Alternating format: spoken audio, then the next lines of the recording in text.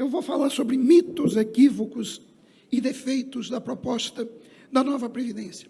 Antes de mais nada, eu quero dizer que eu sou a favor de uma reforma da Previdência. Não significa dizer que seja a favor desta reforma proposta pela equipe econômica. Na verdade, eu acho que ela devia ser rejeitada pela Comissão Especial, pelas razões que eu vou apresentar na sequência. Bom, vamos começar com alguns mitos. Quer dizer, tem muito folclore em torno da reforma da Previdência. Há um clima de terrorismo econômico em cima dos senhores deputados, dos senhores senadores, querendo aprovar essa reforma da Previdência de afogadilho, sem discussão, sem olhar os detalhes, sem ver as propostas alternativas, e isso foi construído em cima de alguns mitos. O primeiro mito é o mito que, se a reforma da Previdência não for aprovada, os servidores públicos vão ficar sem receber salário em 2020. Isso foi a matéria do Correio Brasiliense. Em comunicado à imprensa, a Secretaria de Política Econômica do Ministério da Economia informou que, sem reforma da Previdência, haverá grande dificuldade para o pagamento dos servidores públicos em 2020. De acordo com a pasta, a capacidade do governo em arcar com suas obrigações está ameaçada. Ora, o senhor secretário de Política Econômica cometeu um erro elementar, confundiu restrição de liquidez com restrição de solvência. É claro que o governo brasileiro, a União, possui uma crise fiscal que, se não for endereçada nos próximos anos, pode nos levar a um problema muito grave daqui a 10 anos. Mas isso não quer dizer que a gente não tenha dinheiro para pagar as contas de 2020. Se a gente olhar para a conta única do Tesouro, que é da onde saem as ordens de pagamento para todos os funcionários públicos da União, para todos os servidores do Legislativo e do Executivo, essa conta única do Tesouro, no início de 2019, tinha mais de 1,2 trilhão de reais. Esse é o valor que o dinheiro que o governo possui em caixa. Como percentagem do PIB, isso é 18% do PIB. Isso é mais de duas vezes, a necessidade de financiamento do setor público em 12 meses. A necessidade de financiamento do setor público em 12 meses é de 7%.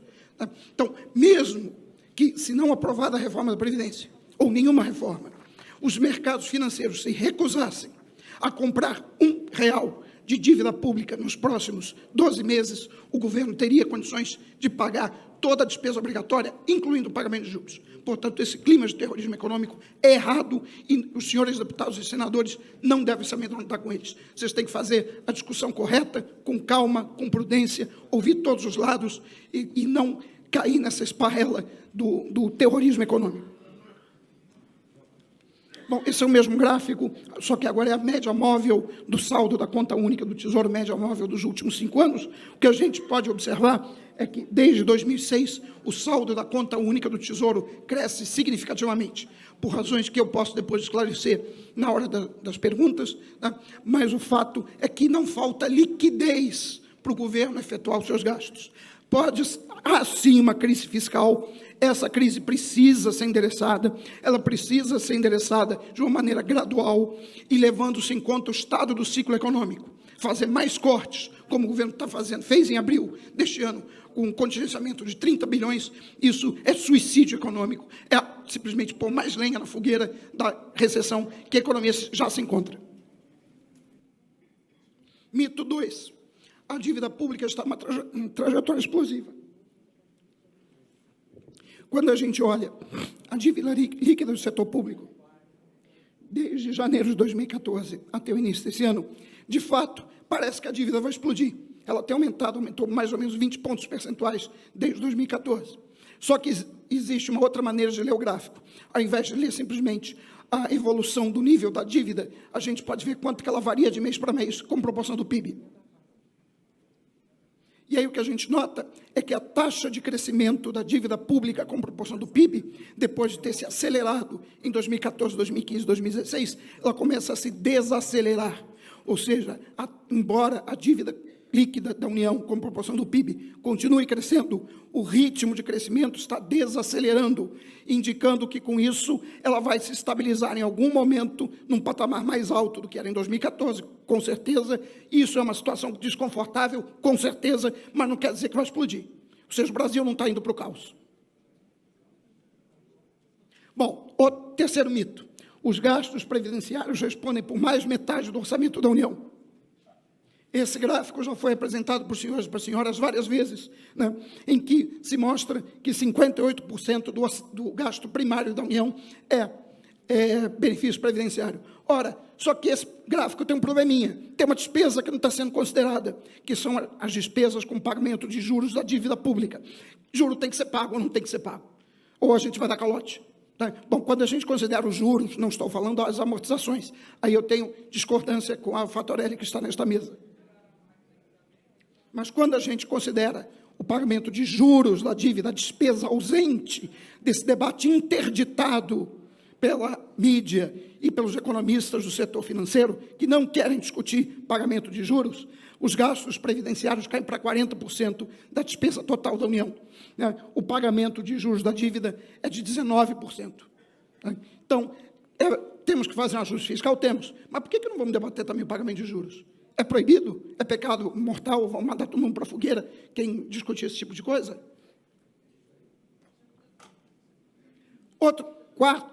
Fato número 4. A despesa urgente com juros é uma anomalia brasileira. Tá? Muito se diz que o Brasil paga muito de juros com proporção da dívida, com proporção do PIB, porque a dívida pública no Brasil com proporção do PIB é muito grande. Pois bem, a Grécia, que em 2015 tinha quase 180% de dívida pública com proporção do PIB, ela está pagando aqui nesse gráfico 4,4% do PIB como juros da sua dívida. O Brasil, que no mesmo ano tinha 68% de dívida com proporção do PIB, pagava 8% de juros sobre o PIB como serviço da dívida. Tá? Então, e claramente o Brasil é o ponto fora da curva, ou seja, ele tem uma dívida, na comparação com os outros países, que é uma dívida mais ou menos na média, tá? Mas o pagamento de juros com proporção da dívida é muito maior. Tem algum problema com o juro no Brasil e que ninguém quer discutir. Bom, equívoco número 1. Nós já vimos o ministro falar isso. Se a reforma da Previdência for aprovada na sua integralidade, com a tal da economia de 1 trilhão e 200 e tantos bilhões de reais, o problema fiscal do Brasil vai ser resolvido e mais, ainda vai ter dinheiro para fazer o regime de capitalização. Lamento informar que, com projeções do Banco Itaú, não é o José Luiz Oreiro, entendeu? Pode ser acusado de não gostar muito do governo, né? Mas projeções do próprio Banco Itaú mostram que, isso aí está nesse gráfico, que mesmo que a reforma da Previdência seja aprovada em sua integralidade, com 1 trilhão, 200 e tantos bilhões de reais de economia, nós não conseguiremos eliminar o resultado, o déficit primário até 2027. Portanto, é mentira que nós precisamos de 1 trilhão e 200 bilhões de reais para poder fazer o regime de capitalização. Na verdade, mesmo com 1 trilhão e 200 bilhões de reais, não tem espaço fiscal para adotar o regime de capitalização. O regime de capitalização, com todos, a Sônia já falou sobre todos os problemas sociais dele, mas ainda que não tivesse esses problemas sociais, ele é impagável. O custo de transição para esse regime é impagável. É impossível fiscalmente adotar o regime de capitalização. Se os senhores aí sim quiserem causar uma crise fiscal do tamanho do Monte Everest, aprovem o regime de capitalização. Aí nós vamos ver o tamanho da crise fiscal. Bom, outro fato, o problema fiscal do Brasil não é excesso de gastos, é crescimento anêmico. Até os anos 80, o Brasil estava crescendo muito bem, né? De 1950 a 1980 a gente crescia, é uma média de 7% ao ano. Se a gente tivesse mantido esse crescimento dos anos 80 para frente, nós não estaríamos hoje aqui discutindo a reforma da Previdência. O que a gente tem que discutir urgentemente é fazer voltar esse país a crescer. E não é acabando com o investimento público, né, e acabando com a indústria brasileira que a gente vai conseguir fazer esse tipo de coisa. Bom, agora eu vou me ater aos defeitos da reforma da nova Previdência, vou me ater ao que foi aprovado na Comissão de Constituição e Justiça.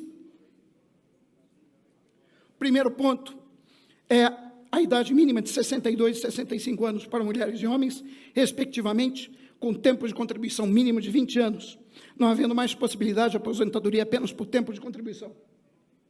Problema com essa medida é que o aumento do tempo mínimo de contribuição de 15 para 20 anos impacta negativamente, de uma forma sádica, os mais pobres, por conta da dificuldade dos mais pobres de atingir esse tempo de contribuição. Uma vez que os mais pobres transitam entre os setores formal e informal da economia, a depender do ciclo econômico e da oferta de empregos. Para se ter uma ideia disso, a mediana do tempo de contribuição dos mais pobres na aposentadoria por idade é 17 anos, sendo 20 anos para homens e 16 para mulheres. Na prática, se os senhores e as senhoras deputadas aprovarem essa medida, vocês vão fazer com que um grupo de pessoas mais pobres seja empurrado compulsoriamente para o benefício de prestação continuada, não mais podendo se aposentar por idade, o que pode até reduzir o incentivo à contribuição previdenciária, que é importante que a reforma da Previdência não pode olhar apenas a questão da despesa, tem que olhar também a questão da contribuição previdenciária. Ponto 2. O benefício do regime geral de previdência social seria calculado, de acordo com a nova reforma, por 60% mais 2% a cada ano, a mais de contribuição, além dos 20 anos mínimos, multiplicado pela média de 100% das contribuições previdenciárias. Problema, esse cálculo está errado.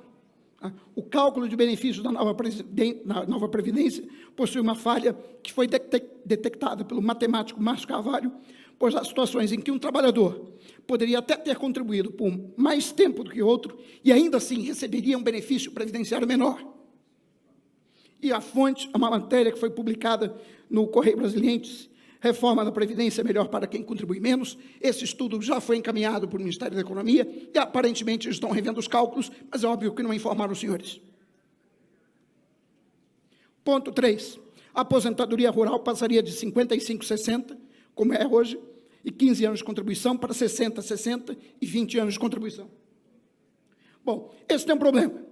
Quer dizer, a Previdência Rural, além da questão dos 20 anos, que eu já tinha discutido no ponto 1, e que vai empurrar muita gente para o BPC, né, ela tem um problema adicional de igualação da idade mínima para homens e mulheres. Ora, bolas, se você não faz isso no regime urbano, por que você vai fazer no regime rural?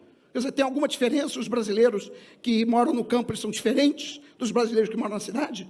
Tem uma coisa aí meio esquisita, acho até que é inconstitucional, não sou jurista, mas eu imagino que seja. Você não pode tratar cidadãos brasileiros, né, de forma diferente, só porque um mora no campo, outro que mora na cidade.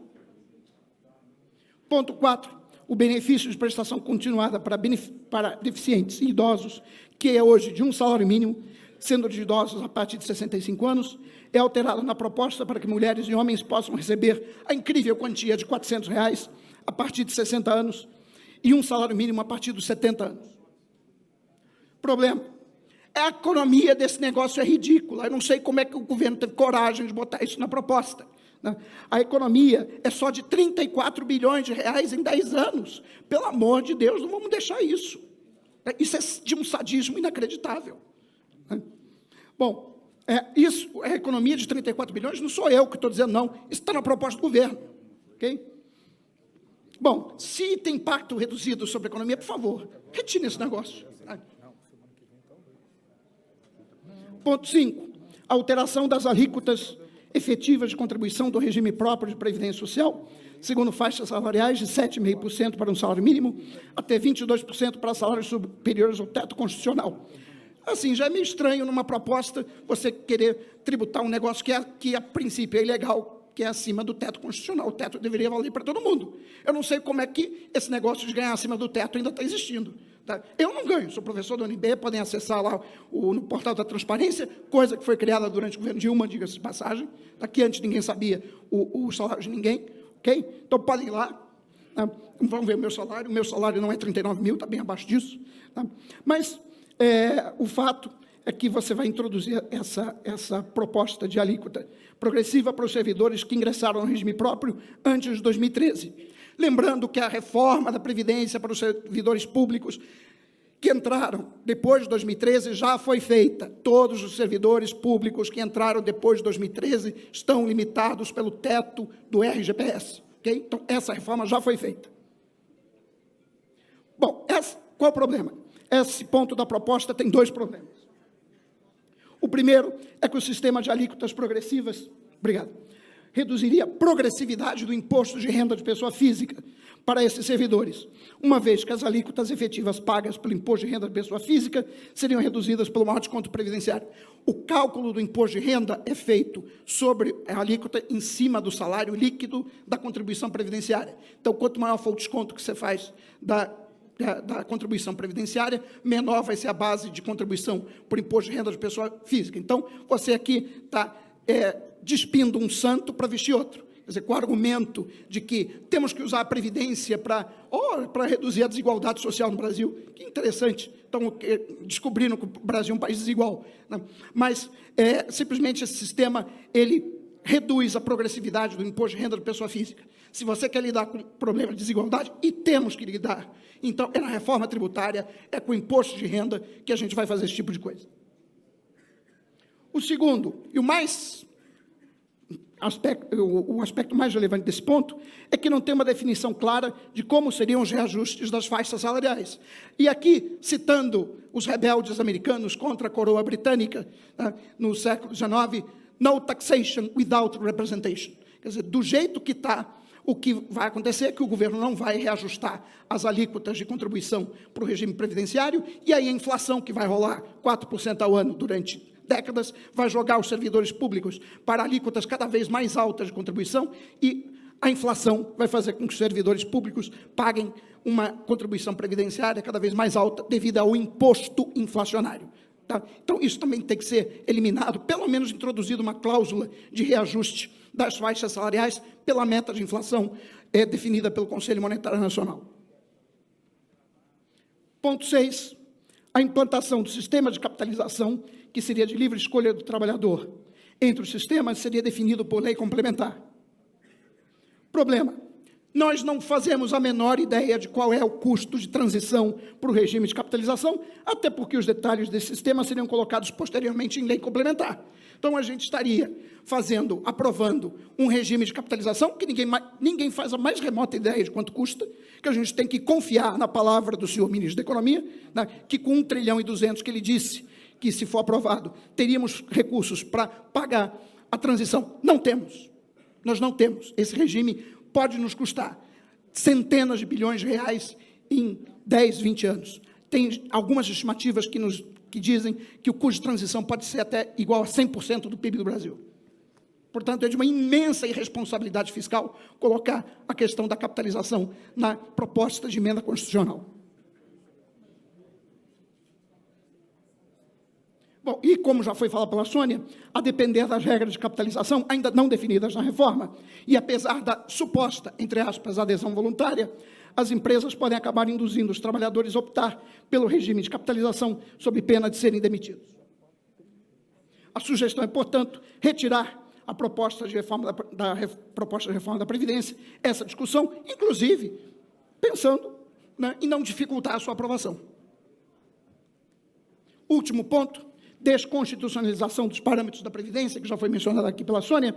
A desconstitucionalização dos parâmetros pode trazer variações mais recorrentes, mas não necessariamente mais prudentes nas próprias regras previdenciárias, o que não é desejável.